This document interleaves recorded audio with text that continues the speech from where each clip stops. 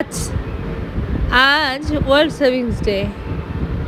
Savings করব কি করব না সেটা নিয়ে আমার একটা বিতর্ক আছে। আমার মনে হয় সেভিংস ততটুকুই করা উচিত যেটুকু আমার নিজের মনের ইচ্ছা পূরণ করে সঞ্চয়টা করতে পারবো। দেখুন, সঞ্চয়ের কোনো বিকল্প নেই, এটা আমি মানি। কিন্তু মানলেও আমার একটা দোষ আছে, জন্মগত দোষ, যেটা আমি আমার প্যারেন্টসের কাছ থেকে ইনহেরিট করেছি। সেটা হচ্ছে খুব বেশি সঞ্চয়ে না যাওয়া। তবু আমি খুশি, আমি আমার জীবনের প্রতিটি ধাপে যেটা করার সেটা এখন অবধি করে আসতে পেরেছি। আমি চাঁদনী মায়ের কাছে অশেষ কৃতজ্ঞ। আর এই প্রসঙ্গে একটা মজার গল্প বলি। এই যে বললাম না, সেভিংসটা একটা ব্যালেন্স হইতে হওয়া উচিত।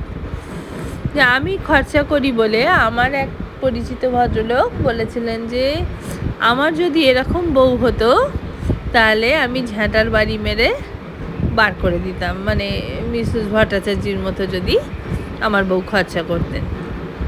তো যাই হোক, দেখুন সময় বদলায়, দিন যায়। এত হাসি লেগেছে যে ভদ্রলোকের কিপটেমির জন্য তার বউ তাকে ঝাঁটা মেরে বার করে দিয়েছে। সুতরাং অতিরিক্ত খরচা না, অতিরিক্ত কিপটেমি না, ব্যালেন্স হয়েতে সেভিংস করুন। খুব ভালো থাকুন, দেখা হবে। এই পয়সা করি, ইট কাঠ পাথর নিয়ে আমার কথা বলতে বেশি ভালো লাগে না, কিন্তু এই যে মজার গল্পটি বললাম সেটা আমার কাছে অনেকটাই ভালো লাগছে।